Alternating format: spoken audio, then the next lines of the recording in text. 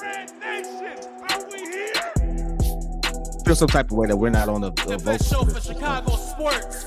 He didn't include none of the crew on this vocals right here. He just said it's a bid for our show. None of the guys on it. Y'all don't yell. Y'all don't yell. Like, he naturally loud. Right? Y'all don't yell. That's the problem. That man yelled as a recreation. Like he just yells for fun. Like, how you doing? It is 9:06 in the morning. Why are you doing this? Why? What's going on, Breeze Nation? I'm scared, Breeze Nation. Somebody says in the comment already. Good Lord, it just started. Why would you be scared? It's gonna be all right. Hey, we got a couple things on the docket right now. We're talking playoffs today. Playing tournament just kicked off yesterday. Great game, and on one end, somebody got smacked on the other. Woo! We helped him pick his face up off the floor today. Bulls set themselves up right now too. Hopefully we can get this going. But hey, MC Caesar said he rapping on this beat. I want to hear that verse. I'm rapping. Hey, that's how new music go. Hey, all you gotta do is say one word long. Hold on. I got it. Hold on. Let the beat ride. Yeah. Live.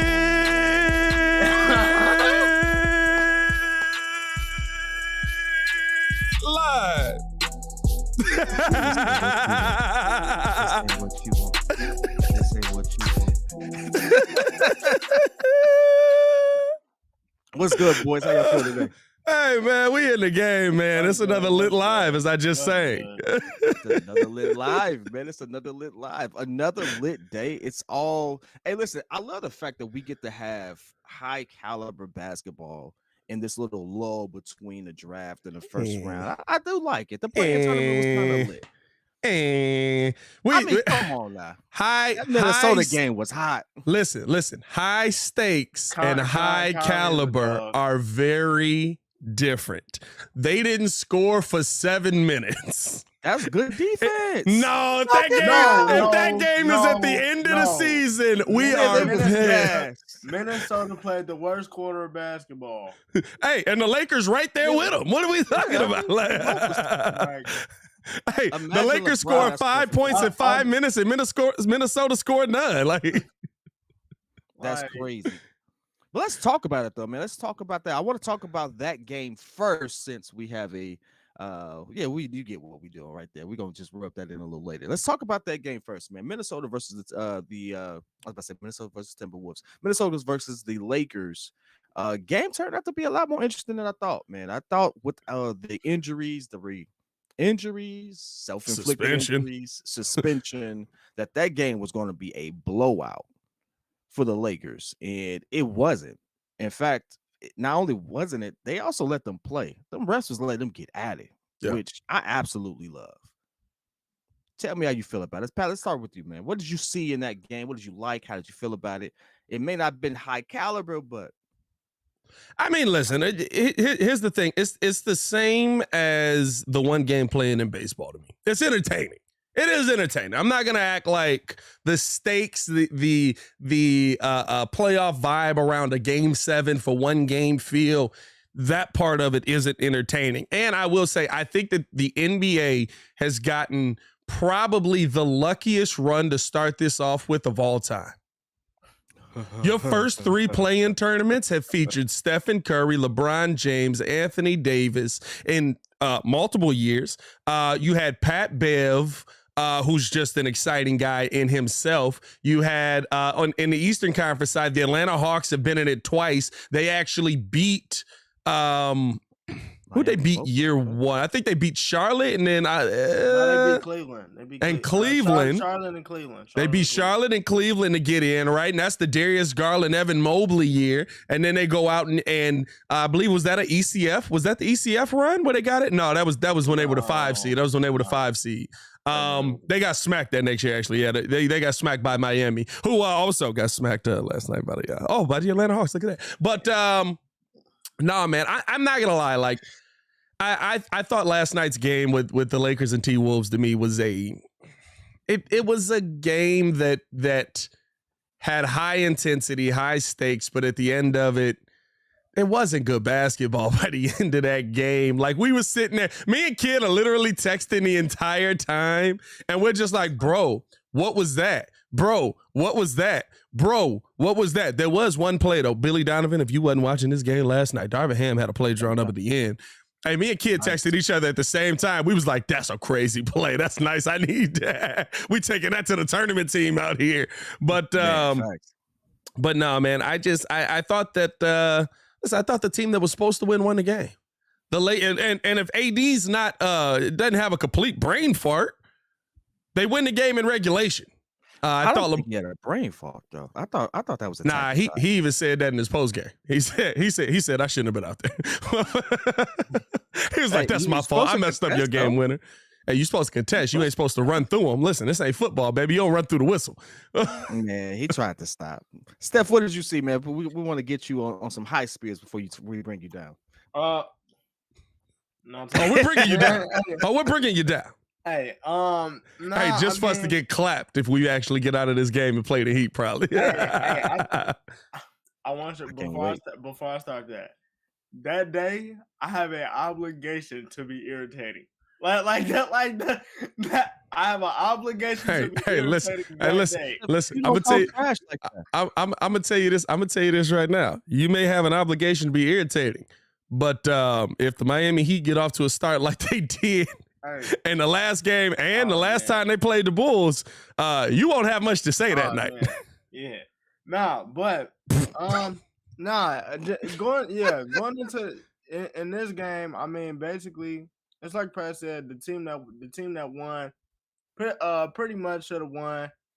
I pretty much liked what I've seen from the Lakers. I pretty much thought it was gonna be a blowout. Cat was showing up for the most part, but bro, that fourth quarter. Hey, we gotta talk about that boy IQ. That man is not situationally aware. Hey, that man not smart. Like he had AD held down with like 3 hands with 4 fouls, bro. Like that boy not smart. What are you doing? Shout out Samurai J for the super chat. Said Big Cubs comeback yesterday. That was a nice comeback. I'm not gonna lie. Great. Meanwhile, the Sox lost off a bunt. Told you Minnesota was gonna win. Shut up. He just got smoked for the Twins randomly. But I've spent my entire life losing to the Twins. My entire life. I hate the Twins. I'm gonna be honest with you. I hate the Twins more than the Cubs. I hate the Twins more than the Cubs. I would hope you don't. That's Jalen. Like, oh no, look, I hate the Cubs. I mean, they trash, but like I hate the Twins more than the Cubs. Like I hate them bro. Like it's the worst team in baseball. I hate the Twins more than the Yankees. I hate the Twins. I hate the Twins. What's up with the smoke with the Yankees? By the way, Aaron Judge, I think, had 4 homers over the weekend. Yeah, that sounds about right. Yeah. First round exit. Anyway, go ahead, Steph. Hey, listen, he might break. Is there an asterisk next to home run records now that the pitch clock is there? No. I mean, that's just the way. Just the iteration of the game. It's no asterisk next to Stephen Curry's threes, but just because he takes more of them. I mean, or because Jerry West didn't have a 3-point line. I mean, he just taken, but I mean, it's a pitch clock though. That's a different topic. Steph, we talking about basketball. But LeBron was gonna step up. It's only LeBron can. The crazy thing is when he goes and then he puts up that game winner where he looks at the head and puts up the 3. I just immediately thought about Kid when he did that. If he hit this shot, if he hit, bro, it's so whack. Like, we know what you're finna do. But I mean, I'm looking at it, and it's something that Pat said yesterday. In a tweet he had, he said, "Imagine being the Grizzlies, getting the 2nd seed just to play LeBron and AD, winning all year." Round. And this is the crazy part. I fully expected to go like 6 or 7. They're going to be. Please. It's 4-2. They Grizzlies smacking the Lakers. That's still a long series, though, bro. That's still a long series, though, bro. They don't have Steven Adams or Brandon Clark, and Jaren Jackson is a known fouler. Bro, no, I'll give y'all this to that credit, right? Because the Lakers do get the win yesterday. How many minutes per game do y'all think Jaren Jackson averages for a career, not due to injury? Like 25. He Right? can't. Bro, he averages 28 minutes a game. He's a starter. Yeah. He's playing 6-man minutes because he can't. You said what? It's fringe starter minutes. No, that's 6-man. That's a fringe starter. It's 6-man. Like 28 minutes is bench minutes. Kobe White gets 28 minutes. But yeah, but he get bench minutes, but it's not because they not playing him. It's because he can't stay out of foul trouble, dog. Like that is good. And you got to go against AD. Now AD got to be able to attack here. I don't know what AD was on last night. He was pissing me off all until the fourth quarter. But bro, he might be in some trouble. I'm not gonna stunt with you. I think that's what it is, right? It's like, where do you go if he's done, right? Because you bring up Kenny Lofton Jr. I like him. He get to it. He single-handedly 42 and 14 sent Kofi Coburn, even though when you look up how it's spelled, it's not Coburn. To another country after they summer league game, bro. That man can't even play. Hey, they was like, we might give you a fringe spot over here in Utah. Oh my God. You can't guard a spin move? Spin move deadly. Hey, he got that mellow spin because he hit you with all shoulders. It's a dangerous spin. I like it. It's like you get beat up on the spin. It's like, bro, you supposed to be on offense. This ain't football. What are you doing? Bro. Like, look at the spin, bro. This spin is crazy. I'm very irritated by this last draft because I feel like there was a lot of big men that the Bulls could have used that did not get selected, and they all out west. But yeah, I think that they could beat them 4-2, bro. Call me crazy, but Jaren Jackson Jr. about to be in some trouble, bro. Yeah, I think he is. Because it's. I think Jaren Jackson is one of the best defenders in the NBA. A lot of times that does come with foul trouble because. Right, I also don't think he gets the benefit of the doubt in a lot of situations. Which he should. He's literally one of the elite defenders in the NBA. I think he's 4.5 blocks a game. DPOY? Nah, I don't think he's gonna get it. He should. I don't think he's gonna get it. He should. He's literally one of the best. You said what? 4 blocks a game. He doesn't get it. Doesn't he lead the league in blocks? 4 blocks a game. Nah, he ain't getting 4 blocks a game. I was exaggerating. I think he had 3 though. I do think he's at 3 blocks per game. But yeah, bro, he didn't get it last year. He didn't get it last year over Joel Embiid, and I think finishing out the season, like the second half of the season, he legit was averaging like 4.5 blocks a game. Just in the second half of the season, bro. He didn't get it then. Now, granted, Rudy Gobert is also blocking shots left and right, and they gave it to Marcus Smart. Yeah, you know what I mean. So in blocks right now, and he's tied with Nick Claxton. Nick Claxton has evolved, bro. He's averaging legit. He's averaging 3 blocks a game right now. Brook Lopez leads the league in blocks. He beat everyone by 4 blocks. Yeah, I was gonna say in total blocks though, right? In total blocks. Total blocks, yeah. Jaren Jackson averaging 3 blocks and 1 steal a game, bro. Yeah, but you gotta stay on the floor though. Like if you gotta stay on the floor. But again, right? Like a player like that, he don't get what I will say. He don't get the benefit of the doubt that a lot of defenders do. I would say Andre Drummond is the same way. Andre Drummond gets a lot of ticky-tack fouls. Now he do have some cat moments. Hey, listen. He got too many cat moments. That's the problem with Andre. Dre do it to himself, bro. He do it to himself. Speaking of Cat, I do want to give a shout out. I thought he played well up until that last quarter where everyone seemed gassed. Did he still have some Cat IQ moments? Yeah, he had like 2 where I was like, hey, the moment is too big for that. But overall, I thought he competed well. I thought he defended well. I do think he defended well for most of that game until he messed himself up. He got to be smarter in those moments, but I agree with you on that. Do you know that Anthony Davis has a sub 40% shooting game against Cat on average? I saw that stat last night. I was like, that's not right. It checked out. I don't know. Anthony Davis does not shoot well against Cat. Well, then he getting a lot of shots up because I ain't gonna lie to you. I looked up Anthony Davis versus Cat numbers last night, and Anthony got a lot of 30+ point games. It always ends up being that way. I gotta look that up again. Hold on, let me see. I don't know about that one, my boy. Hey, I was watching. I don't want to make it. Hold on. Did I say all? I didn't want to make it seem all time. If I made it seem all time, then no, not all time. But the AD, last how time much you finna drop? 30.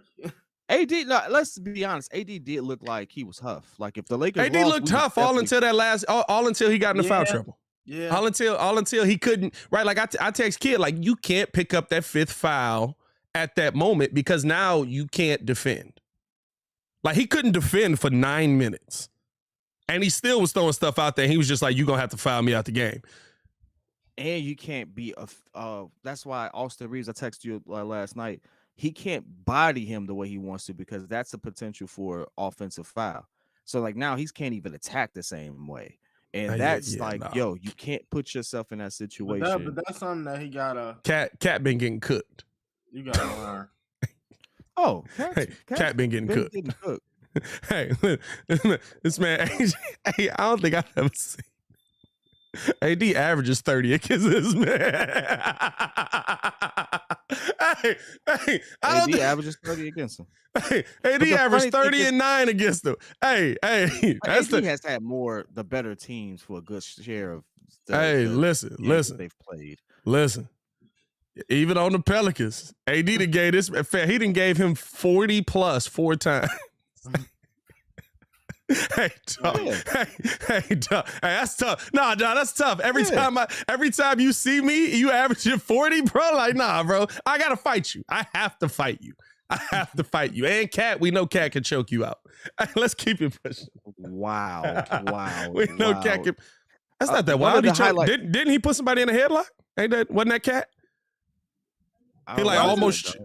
Y'all remember that? He got in a fight on the court and he literally like almost put somebody to sleep.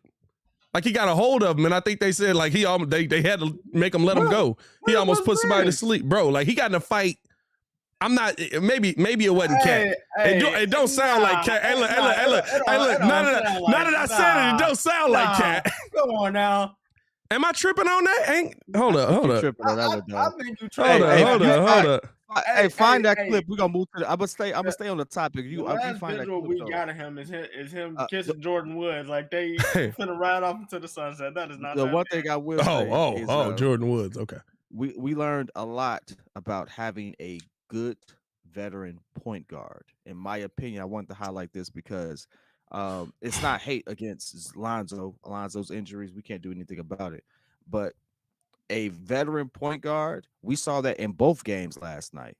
When they showed up in the moment, they earned their keep in their particular moment. Mike Conley absolutely kept those Wolves in the game. Key 3-point shooting, key steal, stuff like that. For a 35-year-old who people said was washed, he looked like the most active out of all the guards for the Wolves. How do you all feel about that? Well, to be fair, he got that label because he wasn't on the floor the last couple years when he needed to be. So that's why. But I mean, last night in particular, I mean, you saw it. He was the only person on the court that I felt like, but besides LeBron, of course, that didn't look rushed. Like every That's a good way to put it. Night came to him in the floor of the game. Like everybody's rushing on him. He sees AD jump, sidestep, knock down. Oh, I see in the corner. You know what I'm saying? See the jump, they slide up. That was such a wild shot. That pump fake on Ant. He gets in the air and then shoots over him. It's like Anthony Davis fully outstretched. Is like 7, like it's like an 8-footer in the air, and he just waited for the knockdown that shot. He wasn't even rushed. He wasn't even rushed, man. That was a great way to put that. He was 7 of 11 last night. 23 points, crazy. Mm-hmm. And then I mean, and to cap it off, right, the free throws is just like Yeah, I was bro. so nervous on the free throw. That first one, he was nervous too. It's always the first. You saw his face. He was like, bro, like the first one. He got the first one to go, and then he just knocked down the other two. I mean, it was just. Hey, so it was Cat. Cat tried to get the headlock on Joel Embiid. Sounds about right. Couldn't get it in place. It was Ben Simmons that had Cat tapping out at the end of that fight, though. And that man in a full headlock, bro. I had to go find it. Hey, Cat was. Oh, it's tough time out here, Cat. Down. You ain't seeing this? The ref is down. Like it's Eddie Guerrero. Like he hit him with the chair and laid out. Told y'all Ben Simmons had pause. Oh, hey, listen. Ben Simmons That's is all he got right now. watch Ben Simmons end up being the Chicago Bulls starting point guard next season. If Ben hoops, no, there's no. Listen to me now. Listen to me You gotta go sit down. Ben had maybe 2 games out of his entire career with the Nets that I was like, you know what? He ain't shooting, but I'll take that Ben. That Ben was setting picks, getting boards. He had 10 rebounds, 10 assists, and like 2 points. And I was like, you know what? With DeMar DeRozan and Zach LaVine, that's all I want. That's all I want. I will say this. I will say this. If he came to the Bulls and did that for $6 million, I'm right there with you. But I literally just had to cover my eyes and be like, he playing well. He only makes $4 million, not $40 million, right? You gotta put the number out your mind. You gotta put the number out your mind. I got $40 million worth of bum out there. Not a full 40, 36 mil. It's 36 mil worth of bum. He got about $4 million worth of talent on him. He not. The whole company's payroll out there. He not in love with the game, bro. He gotta go sit down. He not in love with the game, bro. Hey man, I hate to tell you, there's a lot of players in NBA history that ain't in love with the game. That's why Kobe won so much. But it's like you taking spots of mugs that can still be in the league. Like, hey, who? No. DeMarcus Cousins ain't in the league because the NBA don't want DeMarcus Cousins. Okay. Boogie's gonna be on the roster next season. I doubt it. I guarantee you he's gonna. Boogie was healthy this season. I don't believe that. Boogie, hey, listen. I doubt it. Boogie might even be in his jersey next season. That's what I'm willing. That wouldn't surprise me because that sounds like something AK would do at this point. But it's not. The NBA don't want Boogie because now he's not good enough to justify the tax, and he's already got that stigma on him. Yeah. When he was on the Kings, he was good enough to justify the tax. You giving me 25 and 15.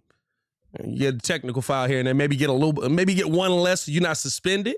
But give me 25 and 15. What I'm gonna say to you. Now he's giving you, 10 and 8. Well, he gives you good production when he gets started minutes. I give him that. But he is somebody that you have to run the offense through. He's still that type of big. And I think the league is moving away from that. But playoff basketball, he absolutely is a stud and will shine through. I think the league is shifting back to a somewhere mid 2010 type play.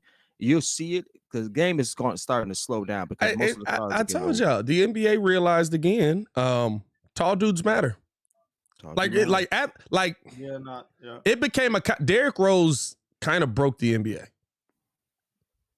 Derrick Rose made teams believe that guards are the way to win everything. So they started going guard heavy. And then Stephen Curry confirmed that when he was the smallest man shooting from 1 million feet away. But he's like one of 2 dudes in the NBA that can do that at a high level. Yeah, I think I agree with some of that. I think Derrick Rose showed the league that guards can carry a team. But that's that's what I meant. Yeah. Yeah. But Steph changed how your entire team has to play. Yes. So they impacted it differently. But it's still a right. Like I can win everything with guards. I can win, you know, the whole shebang with a point guard on my team. You know what I mean? With a point guard being the lead of my team. And when I'm saying guards, right, I mean like Derrick Rose is not. What do they list him as? 6'3"? 6'3". Derek's like 6'3". Derrick is like 6'2", 6'1" on a good day. Like, you know what I mean? Like he's not 6. I think they had him at 6'4" at one point. He's not. Right? He's not. I ain't never seen him listed at 6'4". So 6'3" for real. Well, I've seen 6'3", 6'4". I think when they changed it, remember that year when they were like, we gonna actually start measuring these dudes without shoes on for their real height, which was weird because it was like nobody hoops without shoes. Like, we don't care if you give me the actual height. Like, I used to hate when mothers would do that. Remember old heads would do that? That boy 6'2". Like, he's 6'5" with shoes on. He's wearing shoes. he's hooping with shoes on. I don't know how to tell y'all this. Well, you got to think about it like that. That gives the wrong perception. As like some kids grow up thinking like, man, I'm not 6'5", I ain't gonna make it to the league or something like that. But in all actuality, they got like 2 inches of tape on their feet before they even put the shoe on, which also has like another inch or inch and a half in sole that they get. Like there's a good 2 to 4 inches that gets added to a player's height after all the prep for them to get ready to play. It's kind of wild. If you all ever had like a real professional tape you up, that junk kind of hurt. Hey, it hurt, bro. Your foot be compact, bro. Like, hey, you ain't gonna roll nothing though.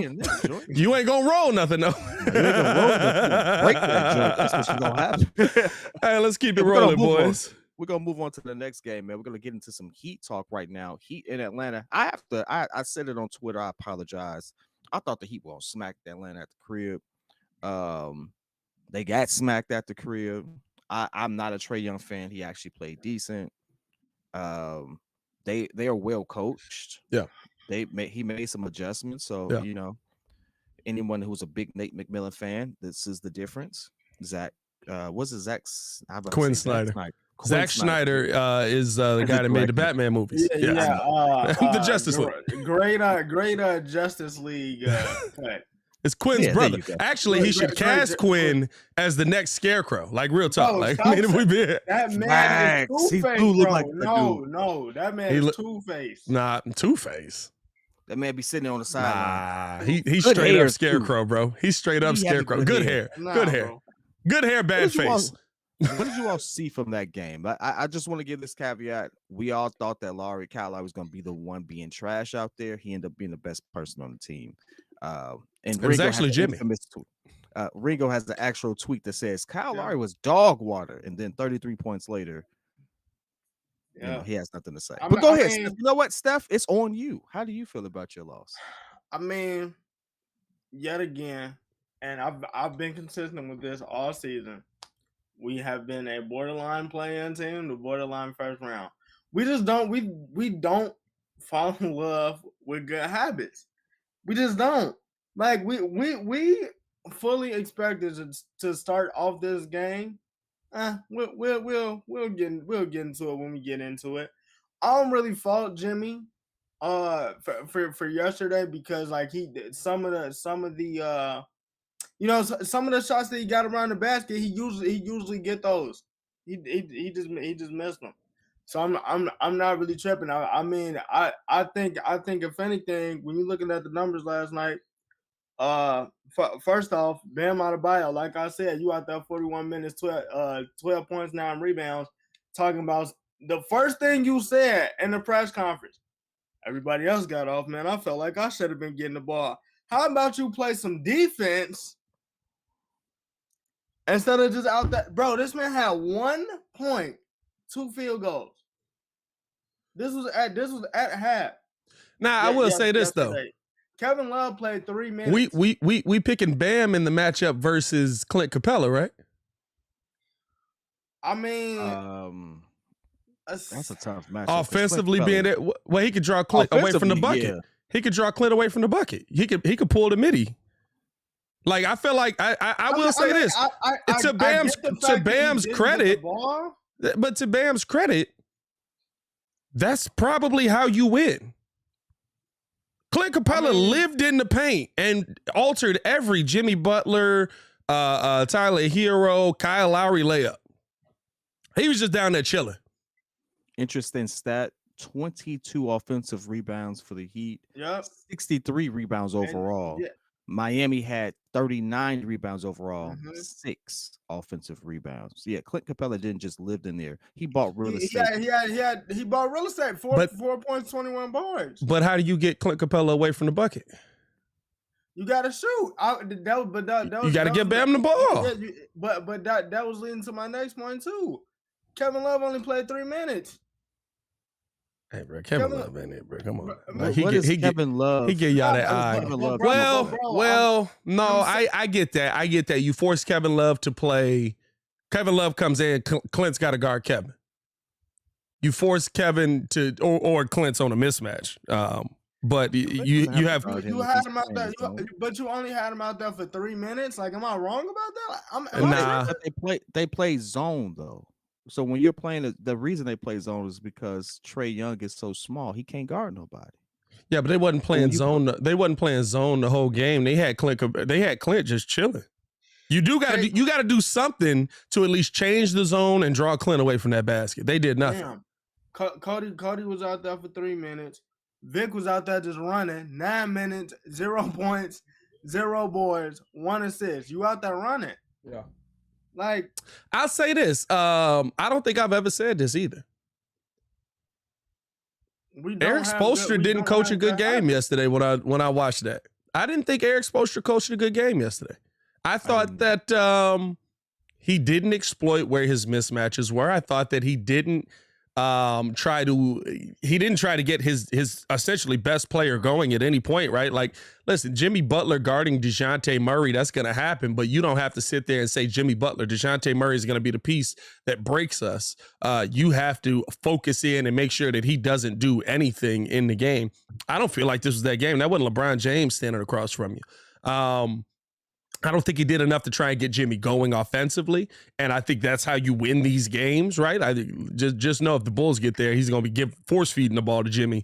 But I thought Eric Spoelstra got out coached for a good chunk of that game. Like it really, and I'm gonna be honest, I don't think Quinn Snyder's a great coach either. I think that, but he definitely out coached. He's better.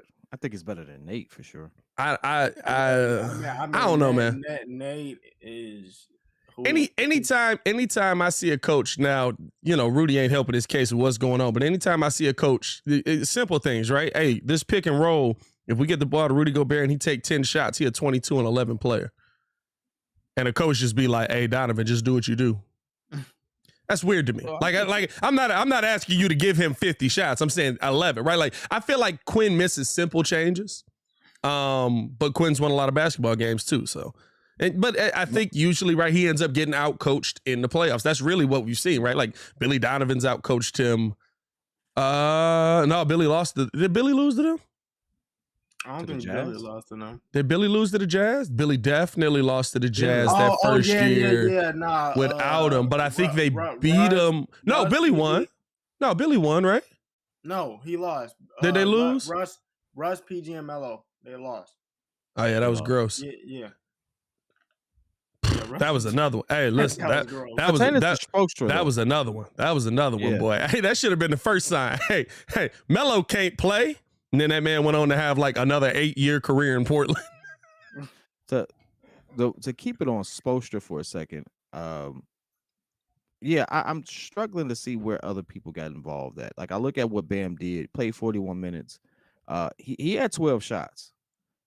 He just wasn't really efficient. Now, Jimmy Butler was 6 of 19, so that's a different thing. But I felt like this was one of those defensive games where it's like I didn't look at Bam having a huge impact offensively. That's what everyone else is for. Gabe absolutely put up a dud. Tyler Hero showed out. Duncan Robinson just doesn't get in the game anymore. Bro, Duncan Robinson can't play. His confidence is broke. Duncan Robinson was the best shooter for 2 years. He need a new team. He needs a new team. Here's the thing, and this is what I love about basketball. It's really simple. Do you think he lost the ability to shoot? No, he didn't lose the ability to shoot. His confidence is shot because Strus took his spot. And Spo literally said, if you're able to play defense just a little bit. No, I think the thing with Duncan, with Duncan to me is that when you know the hook is coming, you got to know that, or it messes with how you're able to play. Mm-hmm. It messes with how you like. If I know, hey, if I miss this three, I'm getting pulled. It messes with your ability. So I think he just needs a new team. He needs somebody who's going to look at him and say, I'm confident that you can make a shot. He was mismanaged a little bit now, because every shooter, Ray Allen had one of the worst shooting duds duds in the playoffs, but you just keep shooting. Now you might say, well, that's just Ray Allen. Well, the point is shooters shoot. Yeah. And you have to give them that leeway. You had one of the most enticing backcourts, to rival the Warriors at one point. They was that hot. Mm-hmm. That type of shooting would mean something here. I don't need him to sit there and by the way, defense aside, there's a lot of ways to hide a person who doesn't play that good of a defense. We just saw it on the other end with Trae Young dropping. Ooh, we got breaking news per Baki, which is probably per a million other people. I got to get the breaking news sounder on here. Giants running back Saquon Barkley does not intend to sign his franchise tag tender, so he's ineligible for any offseason programs. Holdout is an option. You having a tough day. You're having a tough day. Hey, Steph is having a tough day. I knew that. Hey, part of me knew that was coming though. Part of me, you gave my bread to somebody else. That's not the better player, but hey, look,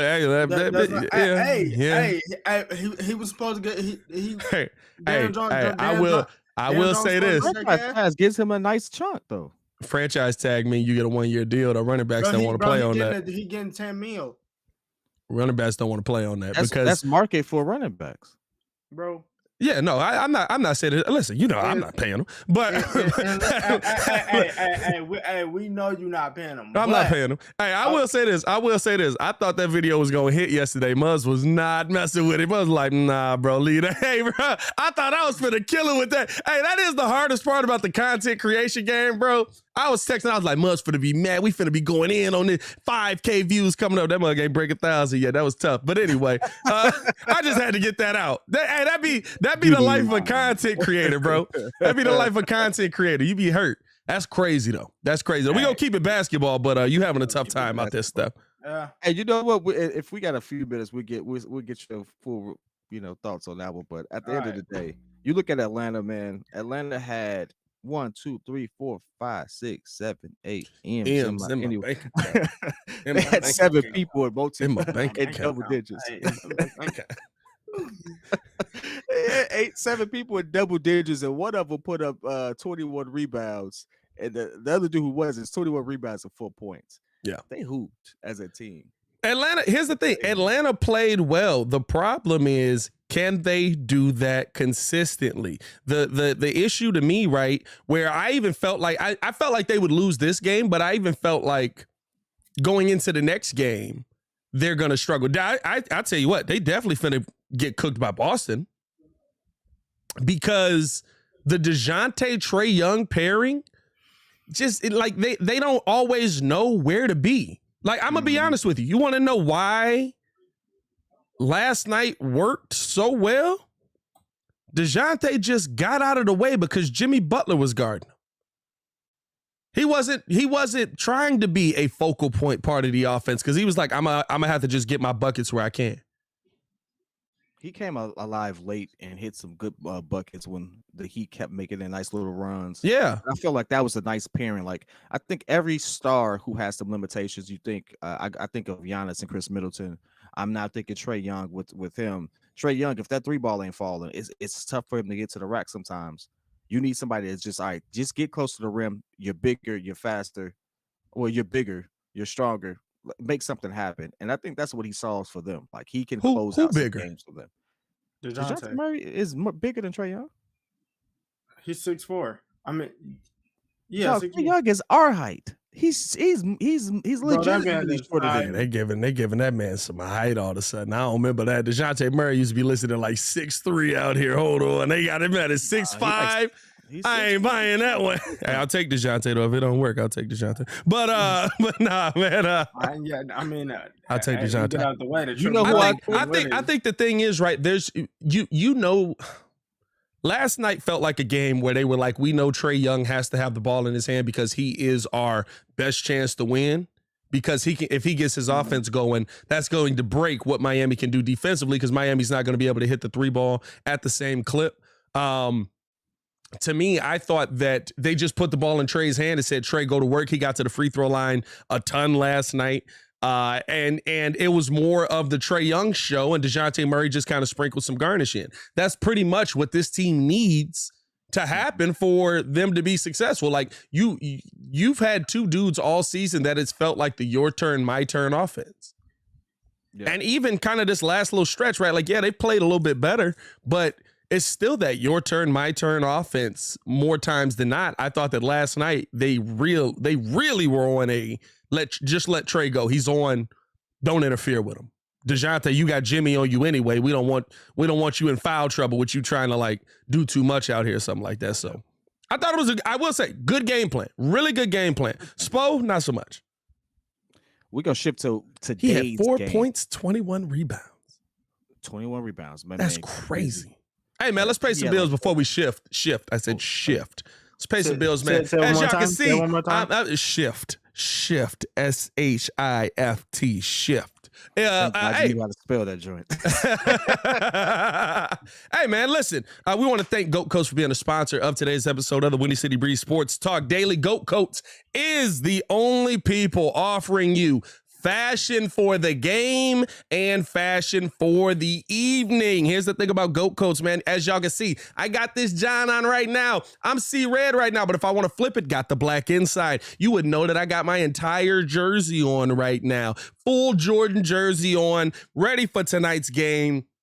Getting ready for this play-in tournament, man. And the best part about it is you can get you one right now with the promo code Windy City. You can get 5% off, or maybe you want a couple of them. Maybe you want to get in on the t-shirts they got there. Some of the hats they got over there, man. You can get in on all of that too. All you got to do is add Windy City 2 to the promo code, and I'm gonna tell you this right now: 15% off.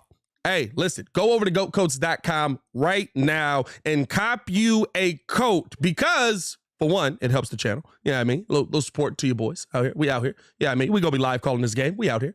And also, it helps our sponsors. So appreciate them for helping us out as well.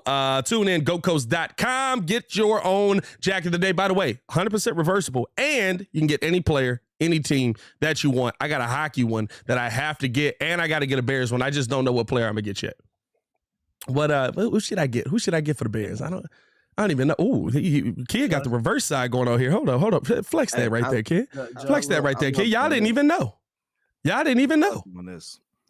Man, you don't understand. When I wear this jacket, people look for the lining. Like everywhere I've gone, they're like, "Oh man, that's a nice jersey you got on." I was like, "No, it's actually in the jacket." They be like, "Oh, yo, that's hot." Like Starbucks everywhere. Like they love the coat. So that is a dope jacket. You want to be unique. You want to stand out. You want to be fly. Go ahead, copy one, man. Go Coats is where it's at. Pat Gun, what? What the heck is going on in the comments? I'm just reading the comments. No, he's not talking about you. He's talking about Pat Riley. Oh. That's how you looking at that. I was like, what I got on my mind? Here, wake up in the morning. Don't worry about it. Let's keep it going. All right. And then he's either talking about, they were talking about Pat Riley earlier. Now he's either talking about Pat Bev or Patrick Williams. Either way, it's a Bulls theme now. Because hey, listen. By the way, we got 77 people in here, 22 likes. What we doing, boys? I hit that like button. Hit that like button, man. Y'all want to blow everybody else's channel up out here. Y'all be on games with us. Come on. Push the button. Push the button. Hit it. You got time. Push the button. Right now. Do it right now. Push the button. Yeah, come on. Y'all got little girls yelling at you. You heard what she said. Y'all heard what she said. Push the like button. Stop playing with me. Let's keep it pushing, Kid. The Bulls are now facing off with the Toronto Raptors. 6:00 game, early game. We have the first game of the play-in, which sucks because the first game always seems to be the one that's like, we play the Toronto Raptors. How do you feel about it? I mean, I'm gonna leave it like that. I'm not gonna go in. I'm not gonna have no in-depth question. We're gonna start off with how do you feel about this matchup? Let's go, Bulls. That's really how I feel about it, dog. It's just like, hey, look, in my mind, the Chicago Bulls can win this game. Billy Donovan's also said that he feels that the reason the Bulls got out-rebounded the last game was not because he did not go with size, but because the Bulls had poor technique. Technique. Which probably means that we're going to see Alex Caruso right back in that starting lineup. Which, here's the thing, right? Here's the thing. Real talk. Real talk. Real, right? Like, not just me being irritated. Real basketball breakdown. The lineup actually is one of the best defensive lineups in the NBA. The Pat Bev, Zach LaVine, DeMar DeRozan, Alex Caruso, Nikola Vucevic lineup. It really is. They also actually, based on the numbers, which I think this is where numbers can lie, look very good on keeping teams off of the offensive glass. Now, granted, more teams than not aren't that big, right? Like you got a lot of smaller teams in the NBA. I think those numbers get skewed a little bit. But on the at the end of all of this, I don't care who starts as long as you make the right switch. That last Toronto Raptors game, right? The Chicago Bulls came back, and if we're being 100% honest, it wasn't until that last 2 minutes of the game where we were like, hey, listen, we got a run going. It's time to get P. Will in there so we can stop allowing second and third chance rebounds. Because here's the thing at the end of the day. While that is a great defensive lineup, you only can play defense a couple of times before it's going to get broken. If you're playing defense 3 or 4 times on the same possession, it's not going to matter, Billy. So you got to be able to get these offensive boards. You know what Billy Donovan feels like to me? As once he said that, it kind of like solidified it in my mind. He feels like Joe Madden. Joe Madden made a World Series because his talent was that good, but he was so tied to the numbers that he essentially almost cost the Cubs a World Series multiple times on the way to getting a World Series. Yep. I told you that before, bro. I told you that before, man. He's good. Do I think that he's the coach that's gonna get the Bulls to where they need to go? Ultimately, not. Yeah, we don't have a Chris Bryant MVP season on this team right now. That's a big, you know. Interesting thing. Go ahead. I'm sorry, Steph. Yeah, I was gonna say. I mean, to me, I said it this week. I'll say it again. This is gonna come down to who's gonna make the adjustment first, and I feel like at the end of the day, I found myself try 100 times out of 100. I'm taking Nick Nurse to make the right adjustment. I don't think if you come out and see Alex Caruso on Pascal Siakam, it's gonna be a long night. Like it's gonna come down to who makes the right plays and can the Bulls get situational stops tonight. To me, I agree with that because DeMar's gonna cook. Zach is gonna cook, and I'm gonna use something that Pat Bev said the other day because when they asked him about it, he said, I think they asked him who is supposed to show up, and then he said, "What are you paying for?" Like, it's a bar. The funny thing about it is everything you're saying. I agree. I'm thinking it's more along the lines of who strikes first. Oh, absolutely. But you got to be able to take that punch. In the one game scenario for what's at stake, I don't want the Bulls playing from behind against this team. Why? Because there's too many deficiencies on the other end for us to compete. Yeah, we may be one of the best defensive teams, but that's a really tall team. And and so are they. And so are they. Exactly. So are they. And on top of that, they dominate in a way that we don't. They get a lot of boards. Mm-hmm. They may not be a top rebounding team, but I've seen games where they've eclipsed other teams simply because of how many jerseys are in the paint and they're rebounding. They have a gang mentality when it comes to getting that gang rebounding and hitting the boards. That's something we've struggled with all season. Yeah. And we mainly struggle with that because Andre Drummond can't stay in the court due to foul trouble. Vooch is like the one lone jersey down there with 4 others surrounding him. P. Will has been kind of spotty. They allowed his 4 rebounds. You'll see 4 or 5 rebounds. Hey, ever since he said that, this man got like 5 rebounds every time. I ain't gonna lie. One more. Just one more. Hey, 5 look better than 4 on the stat sheet, bro. If my game ends and I'm 15-5, that's not a bad day. Hey, 15-4, it's like, hey man, can you give me a couple more rebounds? You know what I mean? Like real time. He was like, this is just for you. 1 extra 5, right? So those are the things. Like if you start out early, this is the type of team we are, right? We are this team that fluctuates with these leads. We could come from behind a lot of times, but then we don't close out games well. We need to hit them early. Mm-hmm. The reason I want to do that, 2 reasons. Why? Because I know DeMar DeRozan is going to want to show out in Toronto. I know for a fact that if the game gets to a certain point, DeMar DeRozan is on that high post, trying to back somebody down, and the offense is going to run. That's just his game. But I don't want him having to do that when it's a tied game or a really close game, late game. I don't want that against Toronto. Because I think they defended it well last time they played them. They actually shut them down last time they played. Yeah, I think he only have 9 points. I think. I think he only had 9 points. I mean, he's not a trash player, but they played him so well that he looked like trash. It was like, dog, no, this is not that moment. So Zach has to get going early. And this is about the others. If you look at the game, game with Atlanta, we looked at 7 people in double digits. Mm-hmm. But when you sit there and say, well, who's on the Atlanta Hawks? You think of Trae Young, you think of DeJounte Murray, and then everyone else kind of fills in those particular roles. I think of Bogdanovich. Nah, but yeah. Bogdanovich. I think of Bogdanovich. I ain't gonna lie to you. I think he's been an underutilized asset on that team the entire time he's been there.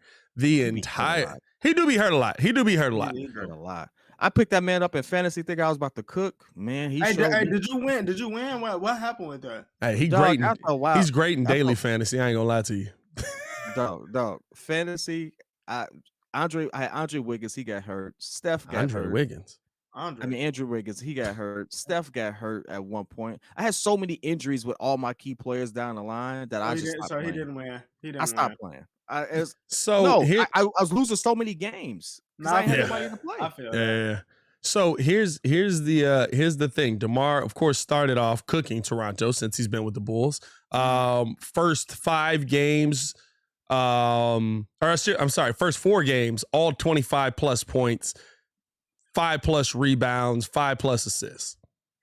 The last 3, 25-2, tough shooting night for him. 9, 6, and 7. 13-0-2. The Toronto Raptors have figured something out with DeMar DeRozan. And I think it's the fact that there is this rotating switch on DeMar of Gary Trent, OG, and like Scotty Barnes closing out. Mm-hmm. And that to me is why you have to get the others going. You have to take their focus away from DeMar.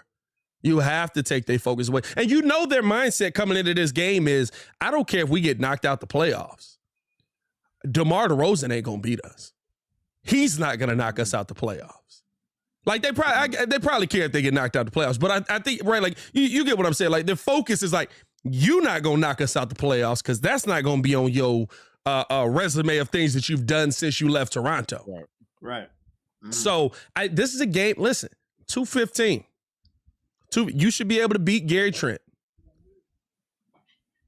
215. You should be able to beat Gary Trent. Look, I need Kobe White. I need P. Will. Those guys got to step up. But the Jakob Poeltl, Nikola Vucevic battle, it is what it is. Like I'm not looking for Vuce to have a big game today. Poeltl is a better defender. Vuce is a better offensive player. They're going to cancel each other out. They're probably both going to lead this game with like 15 and 11. So just the defensive scheme that they have for him, like Vooch being back to the basket or even in the paint, you look at how they collapse. Just watch how they collapse. If you expect Vooch to be 20 and whatever against that, like he's supposed to be Embiid. Like he's not Joel Embiid. That'd be nice. So let me if he was Joel Embiid, that'd be nice. so let me ask y'all this though. For both of y'all. So who is the X factor to y'all for tonight's game? I think that you. I'm gonna be honest with you. I'm gonna be honest with you. It's Patrick Beverley, because Fred VanVleet versus Patrick Beverley has not gone well. Pat Bev has really caused him to have some struggle shooting nights. I think he still has a couple of like hot shooting nights against Pat Bev in his career, but like they're like terrible percentages. And to me, I look at what Fred can do offensively, and I say that's something that if that gets going is going to be a long night. I also look at the defense that has to be played on Gary Trent. Gary Trent versus the Chicago Bulls is a bucket. There's no other way you can say. He's not even a bucket versus most teams in the NBA. I love Gary Trent. I think he's underrated. I think he's underutilized on that team because they like to go with all the long dudes on that mug. But I mean, realistically, Gary Trent kills the Bulls every time. Let me pull these numbers up here. Hold on. Y'all go ahead. Let me pull these numbers up. Nah, it's not pretty. He definitely gets to work.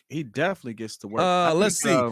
He averages 14-2-1 versus the Chicago Bulls. His last 2 games versus the Bulls, 19-5, 19-3. He's got a last year 32-1 game. It's been ugly with Gary Trent on the court. Zach LaVine got to clamp that up. Hey, listen, you talk about yourself as a better defender. I do think you have been a better on-ball defender this season. I need you to prove that to me tonight. And I'll tell you what, a real key factor, the referees. A real key factor in this game is going to be the referees, because yesterday we saw games where they let them play a little bit more. Yep. And if you allow that to happen, I think that can go in the Bulls' favor with Pat Bev on the team and how they've been playing more. Mm-hmm. If it becomes ticky-tacky, I don't think this goes the Bulls' way, because they've got more guys that are going to be down low causing foul trouble. Then all of a sudden now you're talking about Alex Caruso possibly with 2 fouls. You're talking about Vooch possibly with 2 fouls. And then you got guys out of the game early. And it's sad that I hate that we got to say that now. I hate that we have to say that with how bad the refereeing has been in the NBA this season. Andre Drummond for me is my, ghost. No Euro. Please, no Euro. X factor, because if the refs let him play like they let Cat and AD get after it, Andre Drummond got this in a bag. I have that much confidence. Andre Drummond, without having to worry about, if I sit there and use my actual size and this person flies down the court, you're not going to call this foul. Andre Drummond is a good center. I got him giving me at least 10 to 15 points and giving me 10 rebounds to support Vooch. If Billy Donovan gets his head out as behind and utilizes him that way. Outside, but my first real Patrick Williams. What are you going to do against Scotty Barnes? Is Scotty Barnes going to cook? Like, I know Scotty Barnes ain't had the best season, but Scotty Barnes has shown us that he absolutely is him. What are you going to do with that? Are you going to stick OG out? Are you sticking? Who are you sticking? And what is your assignment? How would you do against that person? If you're not giving me the points I need, are you at least giving me the defensive prowess and getting the stops that I need? If he's able to do that, and he's able to give me those 18 points that we've seen him give us, those clean jump shots we've been able to see when he's not being timid and taking the shots, and actually being active on the boards. I mean, that's those 4 to 5 loud rebounds mean a lot when you sit there and you put it all together with what he can provide. So I think it's Patrick Williams all day, every day when it comes to the X factor, because I think everyone walks into that building knowing that Zach LaVine is probably going for 30, DeMar's probably going for 30, Vooch is probably trying to go for 20. Who else is going to support him? Guess what? To your point, Scotty Barnes only has really had one good game versus Patrick Williams.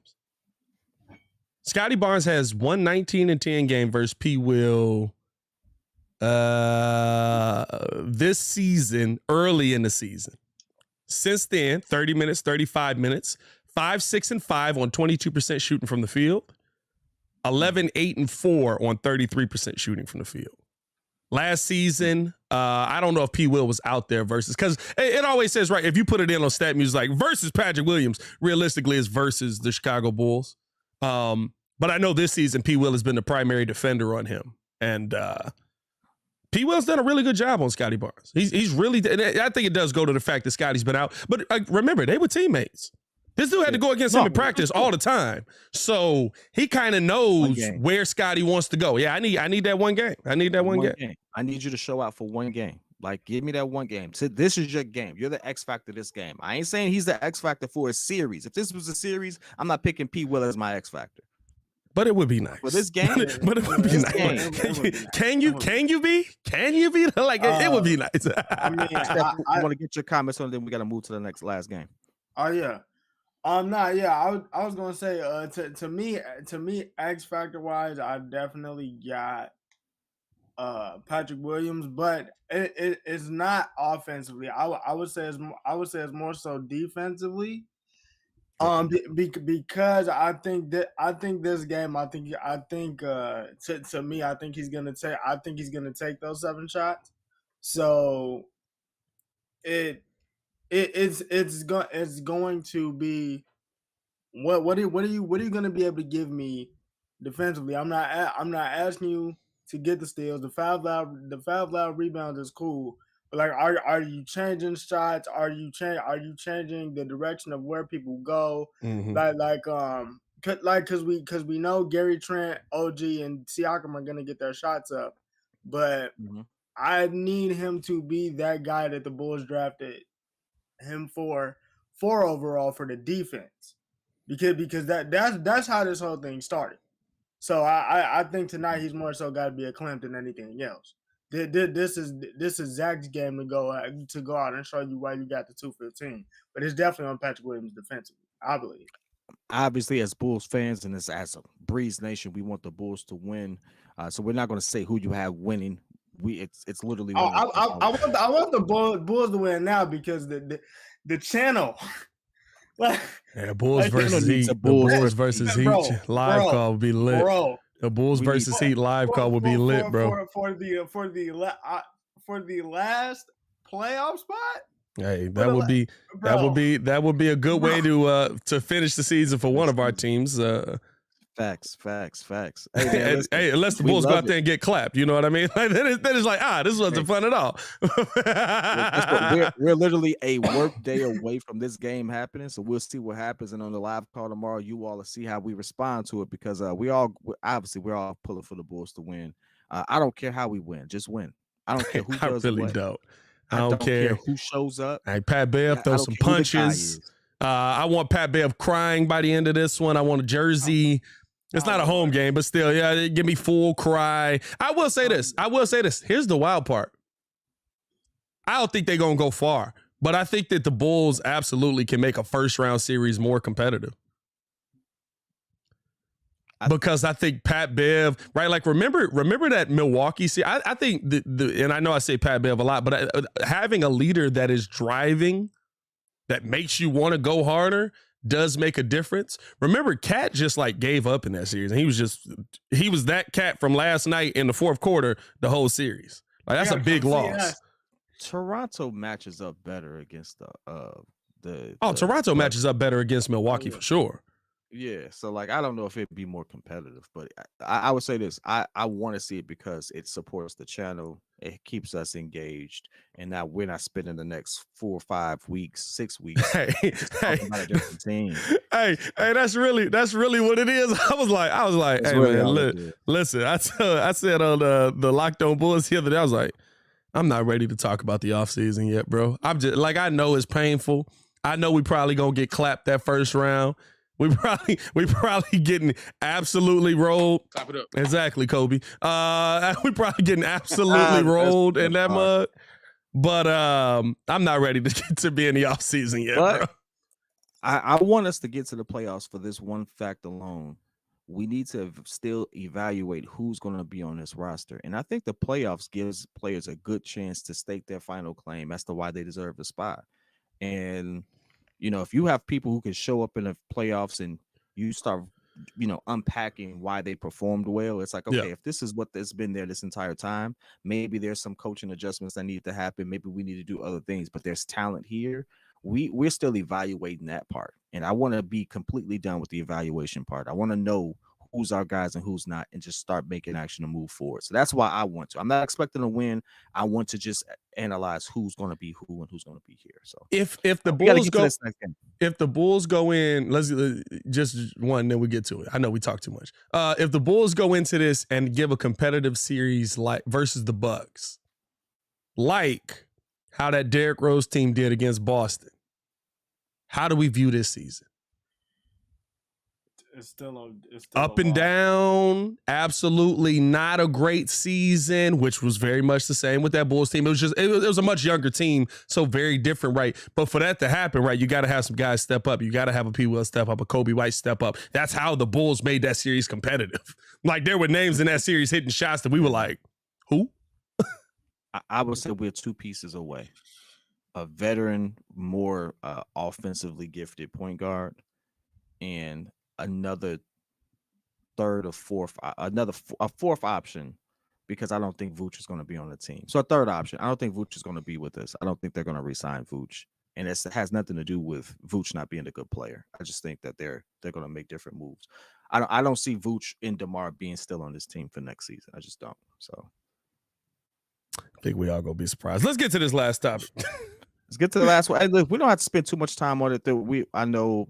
Hey, I mean, it's the Thunder and the Pelicans. It's still a play-in game, so we have to talk about it. Shai Gilgeous-Alexander has had a season. He's been a complete dog all season. But the Pelicans has been on the roll. I mean, Brandon Ingram looking like mini KD out there. Let me stop saying that. He looks like he is his own player. He definitely out there cooking. Let's just say that. He's definitely on the roll.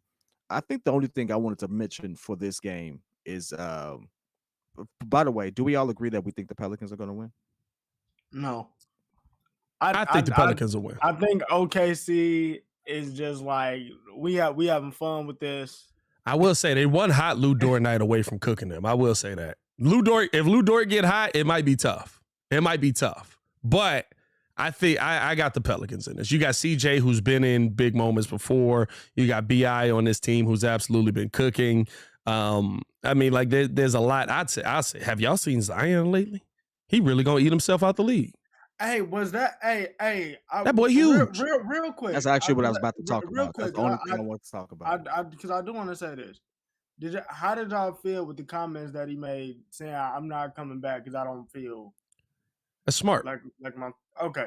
That's smart. Yeah. Okay. If you think you're not going to be able to play like you, there's no point for you to be out there, because second guessing will.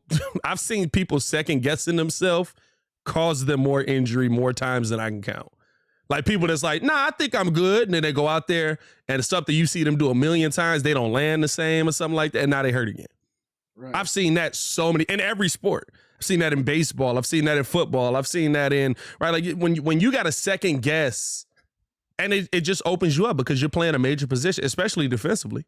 If you don't think you can get to a spot defensively quick enough, you're not going to jump in there. I'm going to sit there and say the reason I wanted to mention them so much and talk about that so badly is because the Pelicans need to move on from Zion. When Zion's on the floor, yeah, it's a stud. You can win some games, but he hasn't moved the needle enough from him based off of all the injuries and stuff like that. And they put together a nice team to string together some wins without him. And so I think it's a disservice to the players that they've put on that court. It's a disservice to the players that they've allowed to gel and build some type of chemistry. It's a disservice to all of those players to sit there and try to keep riding with this experiment that's in and out of the lineup. I mean, he's only played, I believe, if I'm not mistaken, he's been in the league 4 years. He's only played 2 collectively. If you look at all his games, I could be wrong. And it's like, hey, we all said it when he got I said it when he got drafted. He's too big for the way he plays. He's just too big. Like, you can sit there and say, well, he's the anomaly, he's this, that, and the other. Science and history has not proven you all to be right. I'm betting on McDonald's. We ain't doing this. Hey, But listen, no McDonald's. hey, he's the one person who should not listen to hey, Chad sign the Johnson. sign. Hey, Just like- Not- he was a McDonald's All-American. Hey, do not listen to Chad Johnson on that. This is not the diet for you, my boy. You do. I not will. need those I'll calories. I'll You say need to drop this. the pounds. I'll say this. The reason why they won't move on from him is because you saw the difference. The difference between the Pelicans being a second seed and the difference between the Pelicans being a play-in team was, I mean, 26, 7, and 5. No, it was Brandon Ingram being not being injured because he's Nah, also on the because Pistons they team. was Nah, 'cause what? as They soon was as- what, like 15 They, and they were 3? they were No, they they were were- at they the were top of the rolling. they were at the top of the NBA with Zion Williamson out there. Bro. Nah, Brandon Ingram got they was injured, rolling. and the boys dropped like 15 games, and I'm sitting there looking at it, I was like, Bi, why won't you play? Yeah, I'm but just like, even before Bi got injured, right? They went from a 2 seed to a 8 seed. You know what I mean? Like they kept losing, but like they kept losing once Bi went out, but like they continued to drop. Now, listen, I do agree with you. Zion Williamson is just, I mean, they got him listed at 284. He looked bigger than 284 in that interview the other day. That also goes to the fact that he's not playing. he's not working playing. out. Like I also always say this, right? Like everybody was like amazed when Zion Williamson got back on the court at the beginning of the season and how he just looked slimmer. It was like, yeah, he plays a sport that he runs every day. Like he's gonna drop weight here, boys. Like it's not like Zion Williamson is just sitting here shoveling gumbo down his throat every hour of the day. But I do think that there is a the reason they won't give up on him is because I think that with Zion in the lineup healthy, they're a Western Conference Finals team. Without him in the lineup healthy, they'll probably, if they can get through Minnesota, they'll probably beat Denver, which will be a major upset, 1-8. But I don't think they get much further past that.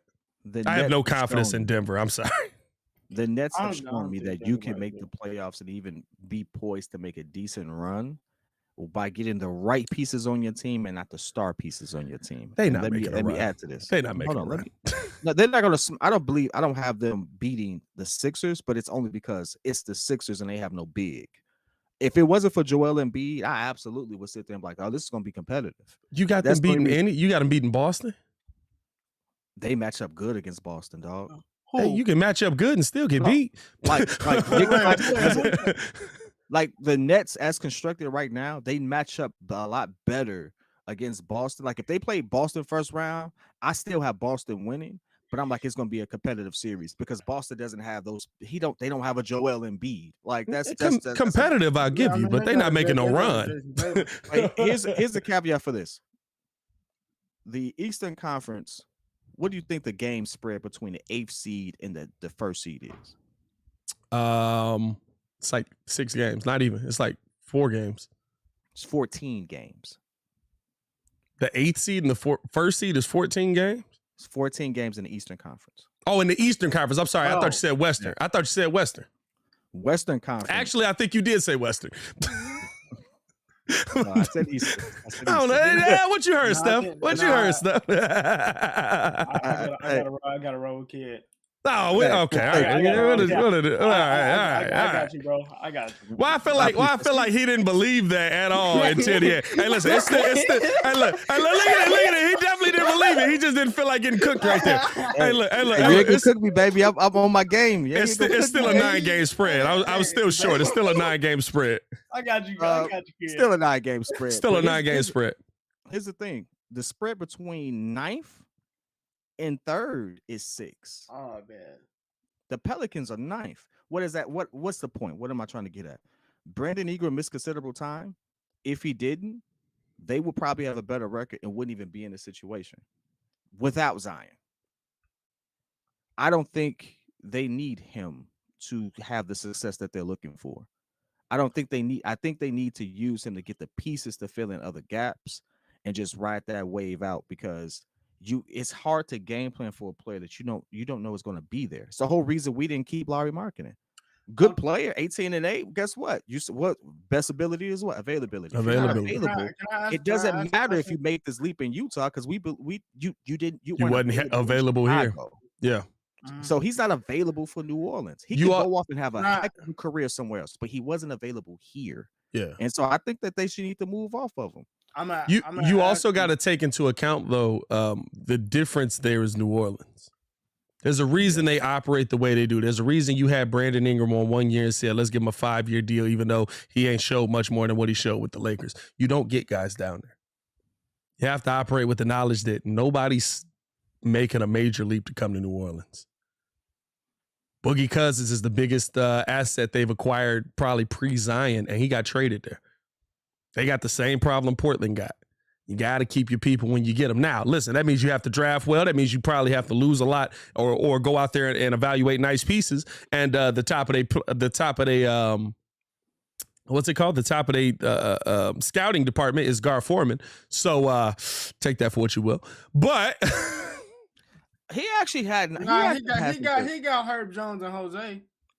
He got Herb Jones, Jose, and Jackson Hayes. Hey, listen, the Bulls never had a problem finding. The Bulls never had a problem finding role players. I'm talking about finding superstars.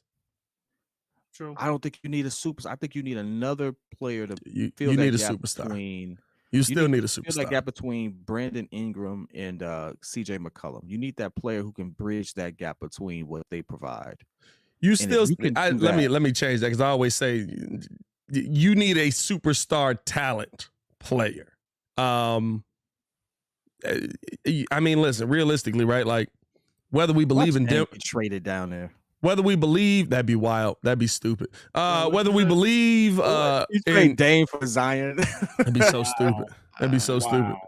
I'd do it in a heartbeat. Whether we believe in Denver or not, right? They got a superstar talent player. Whether we believe in Memphis or not, they got a superstar talent player. Kings is interesting. I don't think the Kings have a superstar talent player, but maybe De'Aaron Fox is gonna prove me wrong in this playoffs. Phoenix, you know what I mean? Like you got superstar talent players on those teams. When you look at the top of the East, same thing. Embiid, Boston, Jason Tatum, or Jaylen Brown, Giannis with the Milwaukee, Donovan Mitchell, who has absolutely proven me wrong this year in Cleveland, right? Like, to be at the top of these, you still need that player. Pelicans don't have that guy. Maybe BI can become that guy, but I think even when BI is rolling, BI is still a 22, 23 point per game type of guy. Like that's his averages, right? Like, I mean, it's not a knock. Like, that's a heck of a player, and he absolutely could drop 30 on your head. But he's 22, 23 points. The top of what gets you to the top is a player like Zion. And the problem is, right, if it's New York can move on from him. Because you feel like you can get another player back. At least New York right now, right? If it's heck, I say Golden State right now. Golden State can move on from him because you believe in Kerr. Miami can move on from him. There's not a lot of teams that can just go away from it. Yeah, the way that I feel you, like I feel like the way Adam Silver is forcing parity onto the league, and I do say force, that's a whole different topic, a whole different day. You don't have to worry about that as much anymore. A few years ago, absolutely, 110%. Which you like, they're not getting nobody else to come through that joint. But now, I think they're kind of on the map. I just think that everyone that recognizes that, hey, you had a star, he didn't hit because he didn't hit. You know what I'm saying? It's different if the organization does your star dirty. Like, I think Portland at this point is doing Dame dirty. They ain't gonna get another star to go. But the thing is, right, with how the market is, right, like DeMar DeRozan's in commercials, Zach LaVine is in commercials in Chicago, right, like Lonzo Ball was in commercials when he was actually on the court.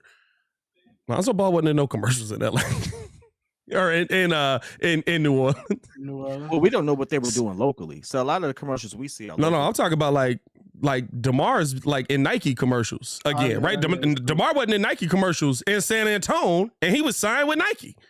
DeMar's in Nike commercials again, right? Like Lonzo, because Lonzo is signed with who? Was he Reebok? One of them. Whatever company he got with, he was in commercials for them when he was healthy, right? Like, we ain't seen. I don't think I've seen anybody. I don't think I've seen BI ever in a commercial. BI not locally. BI is not marketable. But the thing is, right? Like, if you in a marketable, like you high all the time. If you in a marketable situation, people will make you marketable. Right, like people, like it changes to me. Like I think there's not a lot of people that are on the Pelicans. Like Zion got in commercials because of what he did at Duke. He was on the cover of 2K. He was the hottest name to come out, which I thought was it was wild. Like I feel like there's still teams out there, right, where you're just not. If you're the second and third guy, you're not gonna get that marketability the same way that you would in New York, LA. You know, like you never beat the top 4 major cities as far as marketability and what those hubs bring. I mean, that's just kind of is what it is. But New Orleans is one of those spots where not only do they bring a draw, it's where everyone wants to go. Like I think a star going there is not a problem. I mean, they have a but no. Here's the thing. It's where everyone wants to go, but not where everyone wants to stay. Everybody want to visit New Orleans, but everybody I hear that visits New Orleans say, I couldn't live there. Don't nobody want to live in Chicago no more? Hey, listen, that's a whole different reason. You can live in Lake Forest and drive to the stadium.